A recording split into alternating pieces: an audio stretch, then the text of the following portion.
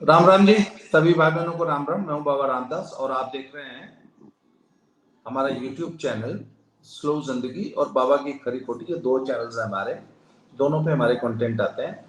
आज मेरे साथ दिल्ली से जुड़ रही हैं सर्वोच्च न्यायालय सुप्रीम कोर्ट की एक वकील है, प्रैक्टिस करती हैं सुप्रीम कोर्ट में, रीना सिंह जी, एडवोकेट। रीना जी प्रणाम। जी प्रणाम। रीना जी, अभी जो हालिया घटनाक्रम हुआ है और सुप्रीम कोर्ट में चीफ जस्टिस के ऊपर जो जूता फेंक के मारने का प्रयास किया एक सीनियर वकील ने, जी सबसे पहले तो आपकी टिप्पणी इस पे क्या है कि ये क्या हुआ और क्यों हुआ, कैसे हुआ, मतलब how do you decode this? देखिए, ये एक बहुत ही दुर्भाग्यपूर्ण घटना है। हमारे किसी भी जैसे आम नागरिक के, किसी अधिकारी या फिर चीफ जस्टिस किसी के भी प्रति जो एक सामान्य हमारे दृष्टिकोण में भेदभाव हो सकता है, पर ये जो दुर्भाग्यपूर्ण घटना घटी, एक जूता फेंकने का जो प्रयास किया गया, ये बिल्कुल ही गलत है। इससे जो चीज़ें हैं वो कहीं पे सॉल्यूशन की तरफ नहीं है। वो और ज्यादा विवाद की तरफ ये चीजें लेकर के जाती हैं। जो एक तरीका है कि अगर ठीक है आप किसी की बात से सहमत नहीं हैं, तो उस असहमति को दर्ज करने का एक अलग तरीका है, बजाय इसके कि आप कहीं पे एकदम जूता फेंके। जो भी अधिवक्ता ने ऐसा किया ये बहुत ही गलत है, हालांकि उनका लाइसेंस भी रद्द हो चुका है। देखिए, इसका एक ये प्रोसेस होता है कि वो लिखित में सुप्रीम कोर्ट बार एसोसिएशन को करते, मीडिया में जाते, एक अधिवक्ता होने के नाते, एक क्योंकि देखिए जो एक अधिवक्ता होता है वो भी एक ऑफिसर ऑफ द कोर्ट होता है, और दूसरा जब एक सर्वोच्च न्यायालय का अधिवक्ता है तो उसकी जिम्मेदारी और बढ़ जाती है। ऐसा करने के बाद देश में जितने भी अधिवक्ता हैं, कहीं न कहीं देखिए, अगर एक हम प्रथम दृष्टि से देखें तो एक सभी के लिए एक अपमान हुआ है। और जो मुख्य न्यायाधीश देश के हैं, एक संवैधानिक पद पे सर्वोच्च न्यायाधीश हैं जो देश के, उनके ऊपर ऐसा अटैक करना एक तरीके से बहुत ही ज्यादा दुर्भाग्यपूर्ण है। और जैसा मैंने पहले ही कहा, आपकी असहमति दर्ज करने के आपको संविधान ने, कानून ने अलग तरीके दिए हैं जिनका उपयोग किया जा सकता था।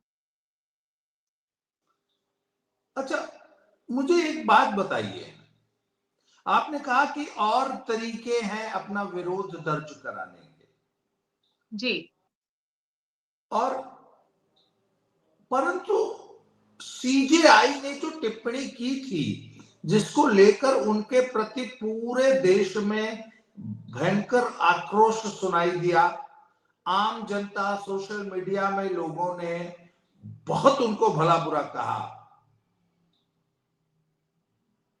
आपको नहीं लगता कि सीजेआई को भी कुछ आत्मनिरीक्षण और थोड़ा सा अपनी वाणी पे, अपनी जुबान पे कंट्रोल करने की जरूरत है? अभी वो जो एक पुराने रिटायर्ड जज साहब हैं, मार्कंडे काटजू जी, उन्होंने वकील साहब के व्यवहार की निंदा तो की, उनके इस कृत्य की, परंतु उन्होंने साथ में सीजीआई को भी ये नसीहत दी है कि सीजीआई को भी जरा कोर्ट में कम बोलना चाहिए, उनको भी अपनी जुबान पे कंट्रोल करना चाहिए था। क्या कहेंगे आप इस पे? देखिए देखिए किसी भी धर्म के बारे में बोलना, चाहे कोई भी आदमी हो, और जब आप एक इतने बड़े संवैधानिक पद पर बैठे हुए हैं और देश के सबसे बड़े न्यायाधीश हैं, बिल्कुल उनको ऐसी टिप्पणी नहीं करनी चाहिए थी। इससे बिल्कुल सनातन धर्म का अपमान होता है।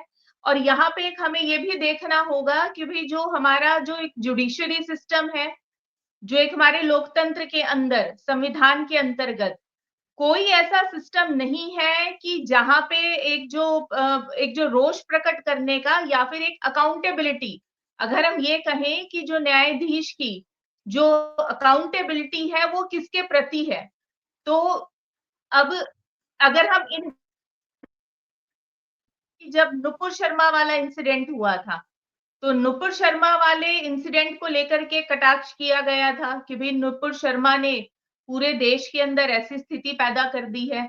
यहाँ पे जो आपने न्यायाधीश, पूर्व न्यायाधीश काटजू जी के बयान को लेकर के जो आजकल बहुत चल रहा है कि उनको ऐसे कोई कमेंट्री नहीं करनी चाहिए। देखिए वो तो सब एक अपना-अपना मत दे रहे हैं। यहाँ पे मैं आपके चैनल के माध्यम से ये भी कहना चाहूँगी कि जो पूर्व न्यायाधीश उच्च न्यायाधीश माननीय चंद्रचूड़ जी ने भी अभी एक हाल ही में एक बहुत ही अच्छे अपने विचार रखे और एक टिप्पणी करी कि भई किसी भी जब भी न्यायाधीश न्याय की कुर्सी पर बैठता है तो वो किसी धर्म से रिलेटेड नहीं है। अगर कोई अपनी पर्सनल कैपेसिटी में किसी भी धर्म का अनुग्रहण करता है, सनातनी है, इस्लाम को मानता है या बुद्धिज्म को मानता है, किसी भी धर्म को मानता है, वो उसकी पर्सनल चॉइस है। पर जब वो एक न्यायाधीश की कुर्सी पर बैठा हुआ है, तो उसे सब कुछ अपनी पर्सनल चीज़ों को हटा कर के बैठना है। और ये देखिए बिल्कुल जो माननीय न्यायाधीश ने जो टिप्पणी की थी विष्णु भगवान को लेकर के, उसके प्रति पूरे देश में रोष है और जैसा मैंने बताया कि कोई भी ऐसी अकाउंटेबिलिटी को लेकर के कोई ऐसा सिस्टम नहीं है। देखिए लोगों ने ये सुना, आजकल क्या सोशल मीडिया का ज़माना है, कोर्ट के अंदर लाइव रिकॉर्डिंग होती है, जज ने ये कहा, 2 सेकंड के अंदर बाहर आ जाता है, वकील ने ये कहा, जब बड़े केसेस होते हैं तो लाइव रिपोर्टिंग होती है। तो जब ये पीआईएल का मैटर आया, इसकी लाइव रिपोर्टिंग हुई तो तुरंत देश भर में रोष फैला। उसके बाद ये जो जूते वाला दुर्भाग्यपूर्ण प्रकरण हुआ, अब जगह-जगह जिस तरीके से एससी-एसटी को लेकर के मुकदमे दर्ज हो रहे हैं, एफआईआर हो रही हैं, बड़े-बड़े लोगों को लेकर के, तो ये सब एक बहुत ही ज़्यादा दुर्भाग्यपूर्ण है कि इसमें एक कोई चाहे केंद्र सरकार या राज्य सरकार या सुप्रीम कोर्ट खुद खुद ही ऐसी कोई समिति गठित करे कि ये जो जिस तरीके से एक जो समाज के अंदर मनमुटाव चल रहा है, उसके ऊपर रोक लगे। देखिए यहाँ पे हमें ये समझना होगा कि जो आम जन की मानसिकता क्या है? आम जन की मानसिकता न्यायालय के से टकराव की नहीं है। पर जब अगर किसी भी आम नागरिक को ये लग रहा है कि भई मेरे भगवान या मेरी जो मेरी सोचने की जो दृष्टिकोण है या फिर मेरा जो एक धार्मिक दृष्टिकोण है या जिसको मैं मानता हूँ, तो ऐसा अपमान करने का किसी को भी अधिकार नहीं है। यहाँ पे अब हमें ये देखना होगा कि पूर्व में माननीय न्यायालय के, सर्वोच्च न्यायालय के ऐसे बहुत सारे ऑर्डर्स हैं, जजमेंट्स हैं, जहाँ पे उन्होंने ये कहा है कि भई किसी भी आदमी को किसी भी धर्म के लोगों का अपमान करने की या भगवान का अपमान करने की आज़ादी नहीं है।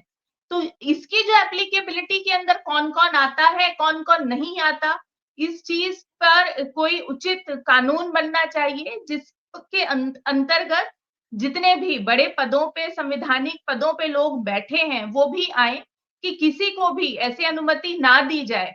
और जैसा मैंने पहले भी कहा कि जो आम जन की जो मानसिकता है वो किसी से टकराव की नहीं है। ना उनकी किसी राजनीतिक दल से टकराव की है, ना उनकी सिस्टम से टकराव की है। उनको तो बस ये चाहिए कि देखिए हम अपनी ज़िंदगी सुख शांति से जी रहे हैं, हमारी ज़िंदगी आसान रहे, किसी भी तरीके का व्यवधान ना हो, ना ही हमारा अपमान हो। मुझे एक बात बताइए, सीजेआई साहब का एक और बयान, पता नहीं उन्होंने कहाँ दिया मुझे नहीं पता, पर उसकी सोशल मीडिया में बहुत आलोचना है। उन्होंने कहा कि मैं झुग्गी झोपड़ी से उठ के यहाँ तक पहुंचा हूं, परंतु सोशल मीडिया पे ये बताया जा रहा है कि उनके पिताजी 7 बार के एमएलए और 3 बार के गवर्नर रहे हैं। तो गवर्नर और 7 बार के एमएलए का बेटा कैसे झोपड़ी से उठ के आया, इसका स्पष्टीकरण अगर इस पर टिप्पणी कर रहा है और सीजीआई पे ये आरोप लग रहा है कि वो विक्टिम कार्ड प्ले कर रहे हैं और अपने दलित होने का, वो बौद्ध होने के बावजूद दलित। अच्छा, मुझे एक सवाल मेरा और है, एक व्यक्ति चीफ जस्टिस बन गया तब भी दलित है। दलित का मतलब क्या होता है? वह जिसका उत्पीड़न हो, जिसपे अत्याचार हो, जिसका दलन हो। दलन वर्ड से दलित हुआ है, जिसे दला गया हो। सुप्रीम कोर्ट के चीफ जस्टिस का कहां दलन हो गया कि वो आज भी जो है विक्टिम कार्ड प्ले कर रहे हैं और खुद को दलित बता रहे हैं। अच्छा, बौद्ध धर्म अपनाने के बावजूद यदि वो दलित ही रह गए तो फिर उनका बौद्ध धर्म अपनाने का तो उद्देश्य पूरा ही नहीं हुआ। जी देखिए, जो आपने पहला प्रश्न पूछा कि भई जो माननीय चीफ जस्टिस के परिवार और झोपड़पट्टी और जो भी गवर्नर रहे हुए, तो देखिए आजकल के समय में जो भी जानकारी है, अब वो 50 साल पुराना समय नहीं है कि हम वहाँ पे जाएँगे, रजिस्टर देखेंगे, कागज-पत्तर, सर्टिफिकेट देखेंगे तो हमें पता चलेगा। सोशल मीडिया का ज़माना है, फास्ट टेक्नोलॉजी का ज़माना है। सेकंड्स में इन्फॉर्मेशन, डाटा वेरीफाई होता है। तो अब वो झोपड़पट्टी से जुड़े हुए थे या गवर्नर थे, तो ये सब कुछ सामने है। अब जैसे नेताओं के भी एफिडेविट आते हैं, सब चीज़ का डिस्क्लोज़र होता है, उसी तरीके से जो बड़े पदों पे बैठे हैं, उनकी सभी जो ज़्यादातर जो चीज़ें हैं, वो सार्वजनिक मंच पर होती हैं, जिनको वेरीफ़ाई करना बहुत ही आसान है। दूसरा, जो आपका ये प्रश्न है कि चीफ जस्टिस बन गए, बौद्ध धर्म को अपना लिया, तब भी दलित हैं। तो देखिए, अभी जो अगर हम इसको ये जोड़ें कि जब 1950 में संविधान लिखा गया और एससी, एसटी, ओबीसी पिछड़ा वर्ग को जो भी रियायतें दी गई, वो शायद कुछ समय के लिए थी और हालाँकि कुछ 10 वर्षों के लिए था कि भई जो इलेक्टेड हैं, इलेक्टेड रिप्रेजेंटेशन में जैसे चुनाव वगैरह होते हैं कि वहाँ पे एक दायरा सेट कर दिया गया था कि 10 वर्षों तक ये चीज़ें इनको आरक्षण का लाभ दिया जाए। अब ये जो आपका प्रश्न है, आपने बहुत ही उम्दा प्रश्न पूछा और यही जो एक अभी जो प्रेजेंट सिनेरियो चल रहा है, ये कहीं न कहीं इस चीज़ से जो लोग हैं वो ग्रस्त हैं। अगर हम आज आप देखें कि भई एससी, एसटी, ओबीसी को आरक्षण मिल रहा है, असलियत क्या है कि परिवार के अंदर 5-5 आईएएस, आईपीएस हैं, तब भी आप दलित हैं, तब भी आप शोषित हैं। तो यहाँ पे जब आप इन ऐसे परिवारों से बात करते हैं, तो इनका ये कहना है कि भई देखिए, हमारी जो आर्थिक स्थिति है, वो तो हम आगे आ चुके हैं। हम आर्थिक रूप से पूर्ण मजबूत हैं, आने वाली पीढ़ियों का भविष्य उनका सुरक्षित है। पर अगर वो सामाजिक दृष्टिकोण से देखें, तो वो ये कहते हैं कि नहीं जी, अभी भी हम शोषित हैं। अब इसका जो हाल ही में जो एक एक ज्वलंत उदाहरण है, वो है हरियाणा के अंदर जो एक आईपीएस, सिटिंग आईपीएस ने सुसाइड की, जिनकी जो पत्नी है वो सिटिंग आईएएस है। माननीय मुख्यमंत्री जी के साथ वो जापान टूर पे थी, जब पीछे से उनके पतिदेव ने सुसाइड कर ली और सुसाइड 9 पन्ने के सुसाइड नोट में चीफ सेक्रेटरी हरियाणा के डीजीपी का उल्लेख किया गया। यहाँ पे सिटिंग चीफ सेक्रेटरी और सिटिंग डीजीपी के ऊपर एफआईआर दर्ज हो गई, एससी एसटी एसटी एक्ट में या अलग उसमें। तो यहाँ पे हमें अब ये देखना होगा कि जब हम 1950 से लेकर के अब 2025 में जब हम आ गए, 75 साल का एक जो एक दायरा पार कर दिया, तो अब ये रीस्ट्रक्चरिंग का समय है। हमें इस चीज को अब देखना होगा और अगर एससी एसटी लोगों को, ओबीसी लोगों को ये लगता है कि आर्थिक रूप से मजबूत होने के बावजूद भी वो सामाजिक रूप से कमजोर हैं, पर आप धर्मांतरण भी कर रहे हैं। जैसा आपने कहा कि किसी ने बौद्ध धर्म अपना लिया तब भी वो दलित है। आपने अपनी जो एक वर्ण परंपरा से छोड़ करके तो आप दूसरी जगह आ गए। तो आप यहाँ पे अपनी उस पहचान को कहीं न कहीं सिस्टम में ये लाना होगा कि भई एक जो पहचान है, उसको आपको आइडेंटिटी को आप खत्म करने का अधिकार दे दीजिए फिर। अगर आपको ये लग रहा है कि आप एससी, एसटी, ओबीसी से आप निकल जाइए, आप जनरल में शिफ्ट हो जाइए। आपको ये किसने रोका है? आप आरक्षण को सरेंडर कर दीजिए। देखिए आपको अब अगर आप डाटा देखें, आप तो बिल्कुल इस चीज़ में बहुत एक्टिव रहते हैं। अगर आप डाटा देखें तो आप ये पाएँगे कि क जहाँ-जहाँ पे एक रिज़र्व सीट होती है एडमिशन्स के लिए या सरकारी नौकरियों के लिए, वहाँ पे एससी, एसटी, ओबीसी की जो वैकेंसीज़ होती हैं, वो इतने लोग आते ही नहीं है। कई बार वो वैकेंट रह जाती है। तो जो बिल्कुल जिसकी मिनिमम परसेंटेज है क्वालिफाइंग में, वो आकर के उस चीज को ले रहे हैं, अपने भविष्य को सिक्योर कर रहे हैं। उनको एक हाथ में आरक्षण का लाभ भी चाहिए, दूसरे हाथ में उनको विक्टिम कार्ड भी खेलने हैं। तो ये चीजें नहीं चलेंगी और इससे जो जनरल कैटेगरी है, उसका कितना नुकसान हो रहा है, उसकी तो कोई सोच ही नहीं रहा है। तो एक तरीके से अगर हम देखें, अगर हम फेयरनेस में देखें, तो हम ये पाएंगे, जो मैं कह रही हूँ ये सिर्फ हवा-हवाई बात नहीं है, ये डाटा की आंकड़ों की सच्चाई है कि आजकल के समय में जो सबसे ज्यादा जिसका शोषण हो रहा है वो है जनरल कैटेगरी का आम आदमी, middle class, lower middle class आम आदमी, कि भाई अगर वो घर का भी कहीं पे बुक कराने के लिए जाता है किसी ईडब्ल्यूएस में, वहां पे भी उसको नहीं मिलता है।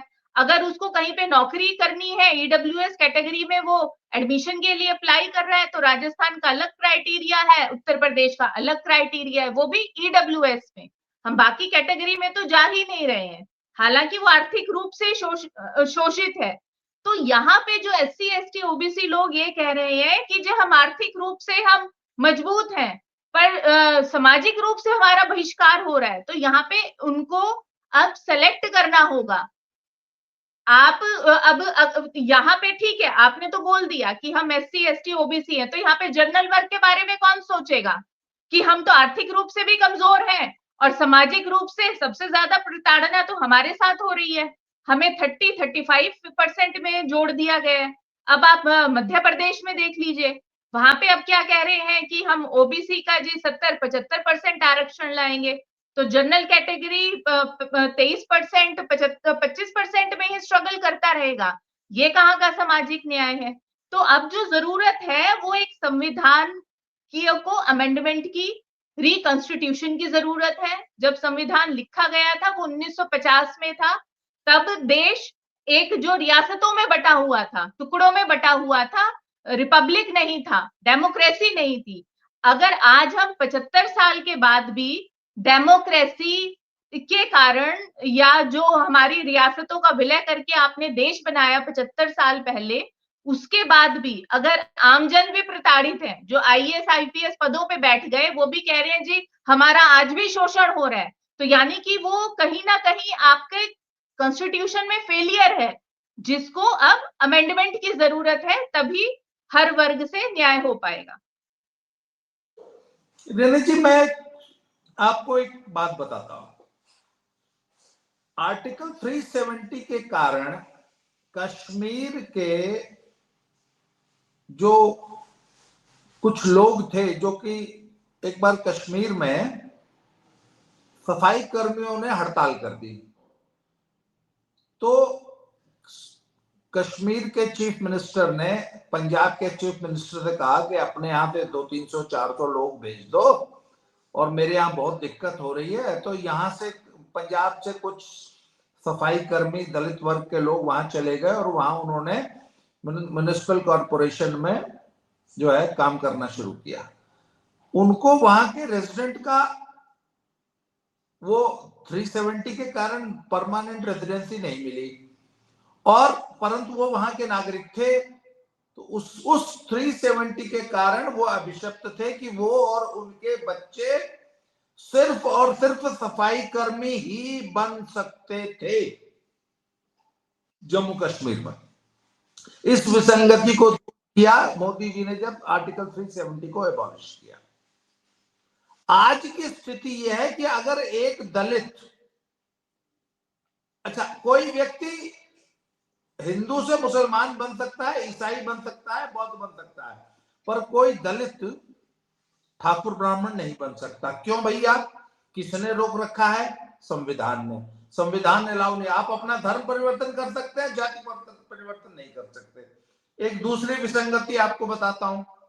एक दलित महिला अगर किसी पंडित जी से शादी कर ले तो उनके बच्चे पंडित होंगे, वो बच्चे दलित, उनको वो दलित का लाभ नहीं ले सकते। क्यों भैया? बच्चों की जाति जो है वो बाप से ही क्यों निर्धारित होगी, मां से क्यों नहीं होगी? संविधान अगेन। तो ये विसंगतियां हैं, इनको कौन दूर करेगा? और जब हमारा चीफ जस्टिस खुद ही विक्टिम कार्ड प्ले कर रहा है, दलित कार्ड प्ले कर रहा है, तो वो औरों को विक्टिम और दलित कार्ड प्ले करने से कैसे रोक देगा? बताइए। देखिए, अब जो आपने जम्मू कश्मीर का उल्लेख करा, वो एक स्पेशल स्टेटस था। दूसरा आपने एक ये चीज कही कि भाई धर्म परिवर्तन की आजादी है पर जाति परिवर्तन की नहीं है। तो ये वाला जो जाति परिवर्तन वाला है, ये थोड़ा सा टेक्निकल पॉइंट है। आप इसको एक नॉर्मल सारी चीजों को हटा दीजिए, journal, SC ST OBC, reservation categories को सबको साइडलाइन कर दीजिए। जब कोई बच्चा किसी कॉलेज में एडमिशन ले रहा है या फिर कहीं पे सरकारी उसमें एडमिशन ले रहा है, अगर आपने एससी एसटी से निकल करके आपको ये लगता है कि हाँ मैं आर्थिक रूप से मैं मजबूत हूं, मेरे को एससी एसटी मेरे पिछड़ी जाति का लाभ नहीं चाहिए, आप लाभ तो आप ही ले रहे हैं ना, आप एससी एसटी ओबीसी है, आप सामाजिक उसमें जब आप मत जाइए वहां पे, आप जनरल कैटेगरी में अपनी एप्लीकेशन दीजिए ना, किसने रोका है आपको? आप कॉलेज में एडमिशन लेते हुए जनरल कैटेगरी में जाइए। आप जब एससी एसटी में जाते हैं उस एक जो सर्टेन कैटेगरी में जहां पे आपका कंपटीशन है ही नहीं, वहां पे आप एडमिशन, आपको वो भी एश्योरेंस भी चाहिए। आप रिजर्वेशन एससी एसटी ओबीसी में रिजर्वेशन जाकर के आप एक तरीके से एक एश्योरेंस ही तो ले रहे हैं जो एक इंश्योर्ड है कि हाँ जी यहाँ पे आपकी जो प्रोबेबिलिटी है अगर आप जर्नल में जाएंगे तो आपका कंपटीशन यहाँ पे आधे से भी कम है। आप मत जाइए एससी एसटी में, आप सरकारी नौकरी में जा रहे हैं, आप कैटेगरी में जब आप का बेनिफिट लेते हैं तो आपसे डॉक्यूमेंटेशन मांगा जाता है ना, आप अपना जाति प्रमाण पत्र लाइए। जर्नल वाला जब एप्लीकेशन दे रहा है जनरल कैटेगरी में, उसका कौन जाति प्रमाण पत्र मांग रहा है? कोई भी नहीं मांग रहा। वो तो एट पार सभी के साथ compete कर रहा है, चाहे वो कॉलेजेस में एडमिशन हो या सरकारी नौकरी हो। तो देखिए ऐसा नहीं है, ये टेक्निकलिटी है।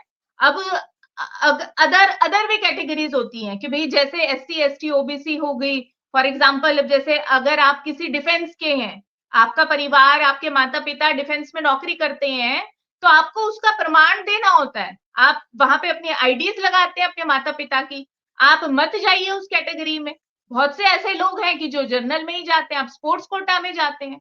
तो यहाँ पे आपको उस चीज को ऑथेंटिकेशन देना होता है, और ऐसा नहीं है टेक्निकलिटी। पर यहाँ पे जैसा मैंने पहले कहा कि आपको आप दोनों दो नाव पे आप सवार नहीं हो सकते, आपको एक तरफ आना ही पड़ेगा।